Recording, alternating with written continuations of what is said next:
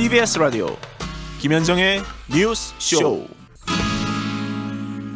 예, 뉴스버스라는 인터넷 매체의 보도가 정치권에 큰 파장을 일으키고 있습니다.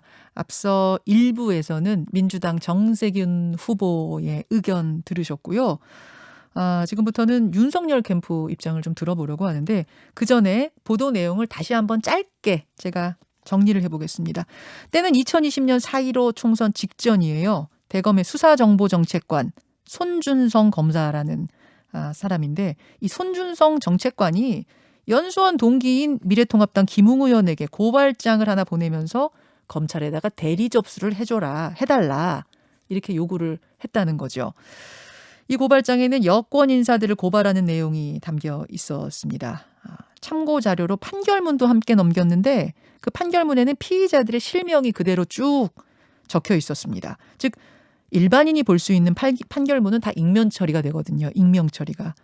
근데 실명이 그대로 적힌 판결문까지 넘겼다는 게 이 매체의 보도입니다. 그걸 넘겨받은 김웅 의원이 미래통합당 법률지원팀에게 넘겼고 다만 최종적으로 고발은 하지 않았다라는 게 보도예요. 자, 첫째, 정말로 검찰이 대리 고발을 사주했는가? 둘째, 만약 그게 사실이라면 손준성 정책관 차원에서 벌어진 일이냐? 그의 상사인 윤석열 검찰총장은 전혀 몰랐던 일이냐? 이게 되겠죠. 예. 대선 주자인 윤석열 전 총장과의 연관성 여부까지 이르자 사건이 일파만파 커지고 있는데요. 윤석열 캠프의 대외협력특보 김경진 전 의원 연결하겠습니다. 김 특보님 안녕하세요. 네, 안녕하세요. 김경진입니다. 예, 제가 이제 짧게 정리하자면 첫째, 대리고발 사주가 진짜 있었냐? 둘째, 만약 있었다면 윤 총장도 알았냐? 요게 될 텐데 어떤 입장이십니까? 일단 윤 총장 몰랐다. 그다음에 어제 나온 얘기를 가지고 손준성 검사가 얘기한 거 보니까 손준성 검사도 그런 사실 전혀 없다. 전혀 모르는 일이다. 해명할 수도 없는 일이다. 지금 그렇게 얘기를 하고 있기 때문에 전체적으로 보면 그런 사실 자체가 없었던 것이 아니냐. 그래서 결국은 이게 윤석열 후보 흠집 내기 하고 국민을 지금 혼란에 빠뜨리게 하는 어떤 정치 공작이 아니냐 그렇게 보고 있습니다. 첫 번째도 두 번째도 다 아니다. 다 틀렸다. 그 말씀이세요? 네, 그렇습니다. 하나하나 그럼 들여다보죠. 손준성 당시 대검의 수사정보정책관이 고발장을 김웅 의원, 그 당시는 미래통합당 총선 후보입니다. 김웅 후보한테 보냈다는 건데 이거는 사실일 가능성이 높다라고 보는 이유가 뭐냐면 이 보도에서 증거를 제시를 했어요. 한번 보여주십시오. 손준성 보냄이라고 써 있고 그 밑에 이 고발장, 대리 고발을 부탁했다는 그 고발장이 이렇게 캡처되어 있는 건데 이게 텔레그램 SNS에서 뭘 보내면 이런 식으로 나오거든요. 네. 이거를 지금 증거로 제시했던데 어떻게 보세요? 글쎄, 그걸 가지고 보면 그럴 수도 있겠지만 또 조작됐다고 하는 가능성을 가지고 본다면 이걸 받는 핸드폰에서 그 발신자의 텔레그램 메신저 상의 이름을 네. 손준성으로 지정하기만 하면 그 사람의 실체가 누가 됐든지 간에 어쨌든 손준성이 마치 보낸 것처럼 전달한 것처럼 텔레그램 상에서는 찍히게 되는 거거든요, 보면. 그러면 누군가 둘이 짜고 아예 가입을 이거 어차피 실명으로 인증하지 않으니까 손준성이라는 이름으로 해가지고 조작할 수도 있단 말씀이세요? 그렇죠. 우리 카톡 같은 데도 그렇게 이름 명칭, 엉뚱한 사람 명칭으로 해서 뭐 이렇게 부여하는 경우 많지 않습니까? 심지어는 자기 여자친구 이름을 굉장히 무슨 유명한 여배우 이름으로 쓴다든지 그러면 그렇게 지정이 되는 거 아니겠어요, 보면. 그러니까 이게 이제 조작인지 아닌지는 결국은 뭐 수사라든지 또는 검찰, 감찰 뭐 과정을 통해서 밝혀질 터인데 예? 일단은 조작이라고 본다면 그렇게 했을 가능성도 충분히 있다. 라고 보여집니다. 일단 조작의 가능성이 있다. 만약 윤 캠프에서 이걸 조작이라고 보신다면 이 캡처 화면 자체가 조작된 거라고 보신다면 그럼 누가 이런 공작을 지금 꾸미고 있다고 보시는 거예요? 그렇죠. 누가요? 그건 모를 일이죠. 근데 문제는 이런 거죠. 지난 한 3년 동안 조국 장관 일가가 무죄라고 악착같이 주장했던 그래서 검찰의 수사권을 완전히 박탈해야 된다. 또 윤석열 후보 같은 경우는 대단히 문제가 많은 후보다라고 지속적으로 주장했던 세력들이 만약에 조작을 했다면 그 세력이 조작을 했을 가능성이 큰 거죠. 계속 그 주장을 하면서 윤석열 총장과 대척점에 있던 글쎄 여권에서부터 나온 것이다 이렇게 보시는 거예요?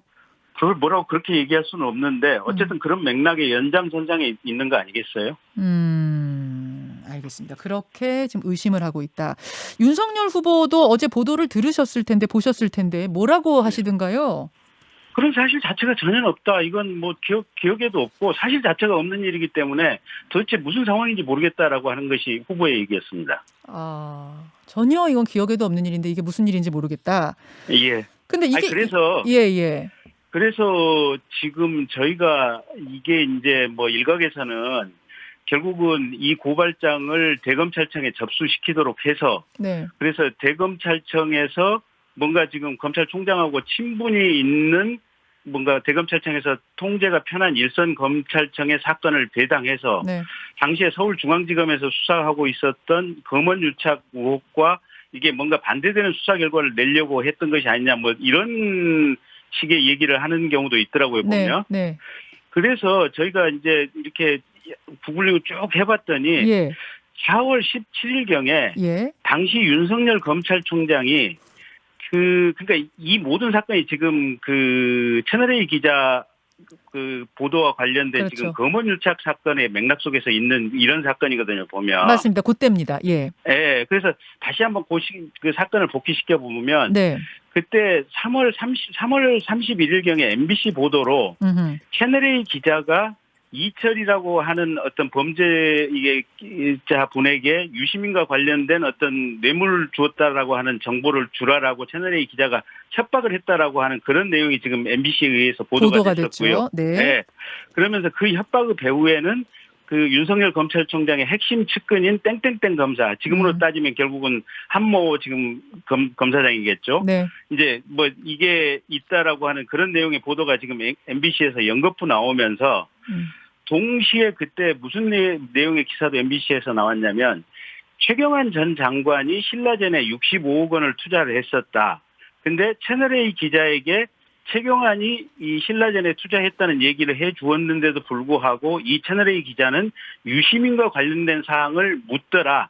이런 내용의 보도가 그 MBC에 의해서 보도가 됐던 걸로 지금 기억하고 있습니다. 네, 기억합니다.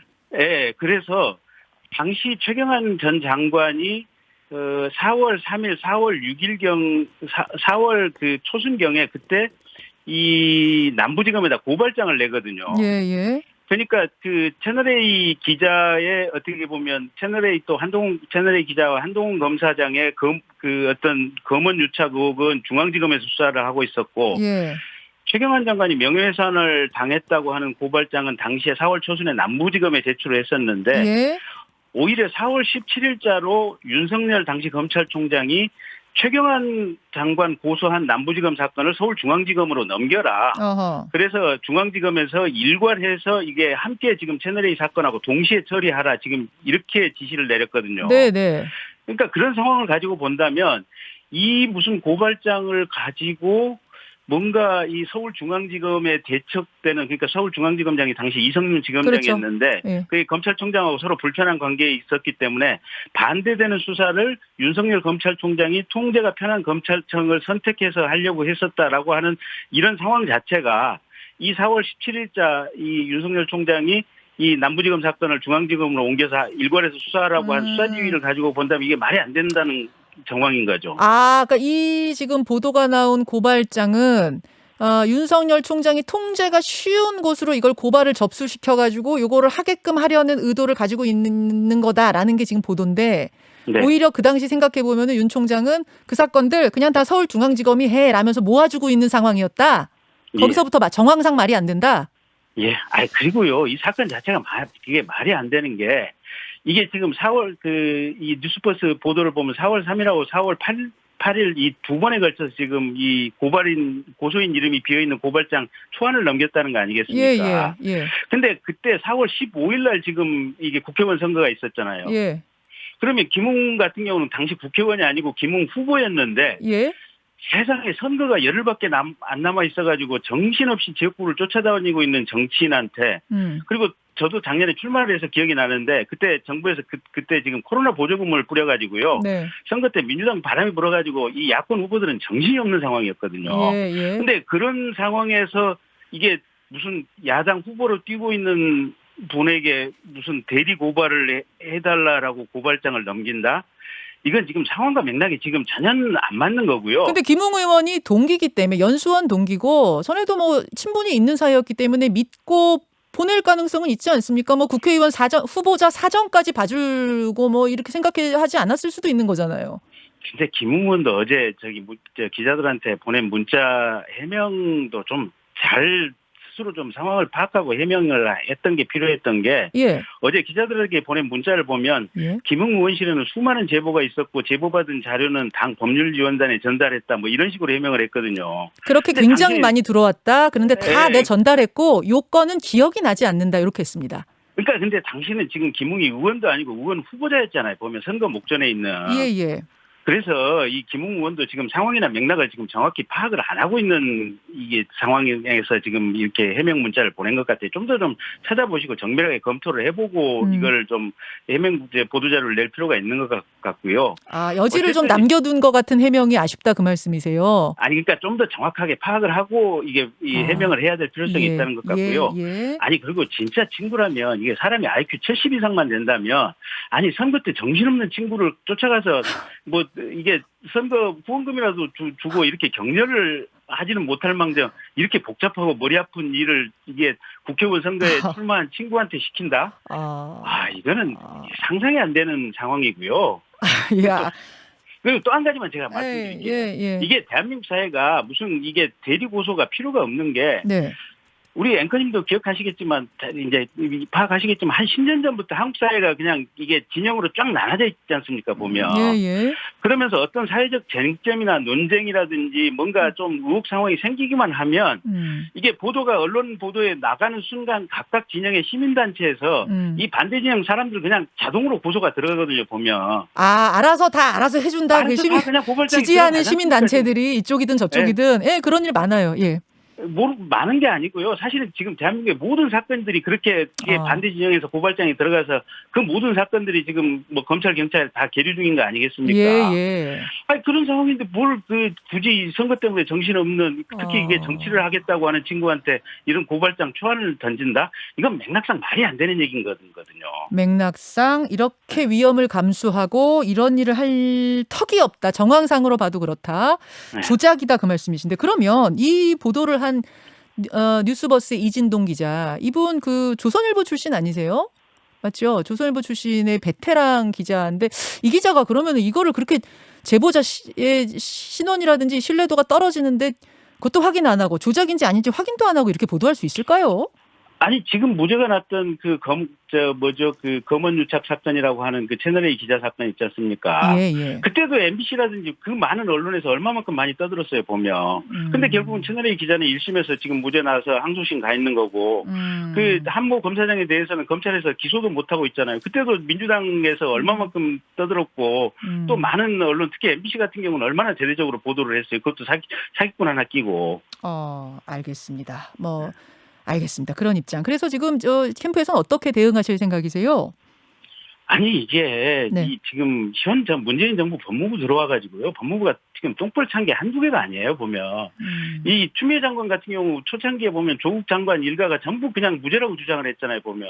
무슨 윤석열 직무집행 정지 법원에 가서 소송해서 당장에 깨졌잖아요 보면. 이게 뭐 하나 맞아떨어진 게 없어요. 박범계 장관은 취임 직후부터 나는 민주당 소속 국회의원이 우선이다 이런 정파적인 발언을 법무부 장관이라는 분들이 했던 분들이 보면. 그래서 지금 이런 지금 문재인 정부의 이 법무부 검찰이 하는 짓들이 이렇게 믿을 수 없다는 거고요. 법적인 대응하십니까? 법적 대응하십니까? 네, 법적 대응할 생각입니다. 할 생각이십니까? 하나만 더 추가 질문 드릴게요. 아까 조작이라고 하셨는데 그 고발장뿐만 아니라 판결문이 같이 전달됐다는 거예요. 김웅 의원한테 보도에 따르면. 근데 판결문에 실명이 적혀 있었다. 근데 우리 일반인들이 볼 수 있는 판결문은 다 익명으로 바뀌어져 있는 건데 실명의 그러니까 8개월문을 얻었다는 건 그럼 이거는 정말로 그 법조인 그러니까 검사가 한 거 아니냐 이런 얘기가 나와요. 아니 대외적으로 지금 공개되는 것은 이제 사람 이름이 빠진 익명 이제 사람 이름이 땡땡땡으로 처리된 그런 판결이지만 예. 가령 그 판결의 당사자 본인 지모 씨 같은 경우는 본인이 청구하면 실명이 그대로 본인이나 본인의 대리인이 그 변호사가 청구를 하면 그대로 실명이 찍혀 있는 판결문이 나오거든요 보면. 그렇죠. 관계자들이 그럼 그 판결문이 어디 발인지 어떻게 알겠습니까? 그러면 조작이라고 보시는 입장에서는 결국 그 어딘가에서 흘러나온 것이 아니겠는가 이렇게 보고 계신단 말이군요. 조작이 이루어진 게 아니겠는가? 그 지모 씨란 분이요. 그분이 그때 저 채널A 기자 1심 재판할 때 결국은 저도 지금 기억이 불분명한데 법정에 나왔나요? 페이스북이나 SNS 같은 데는 나 어디 있다라고 술 먹고 있다라고 하면서 이렇게 올리지만 그 법원에서 증인 이렇게 소환하라고 여러 번 보냈는데 안 나왔다라고 하는 그 보도를 본 적이 있거든요. 제가 정확히 기억이 안 납니다. 예, 네. 예, 알겠습니다. 여기까지 입장 확인하겠습니다. 김경진 특보님 고맙습니다. 네, 고맙습니다. 윤석열 캠프의 입장 확인했습니다. 김현정의 뉴스쇼는 청취자 여러분의 참여로 이루어집니다. 트위터, 페이스북, 레인보우 게시판, 그리고 단문 50원, 장문 100원의 유료 문자 샵 1212, 우물정 1212 통해 참여하실 수 있습니다. 김현정의 뉴스쇼, 여러분과 함께 만듭니다.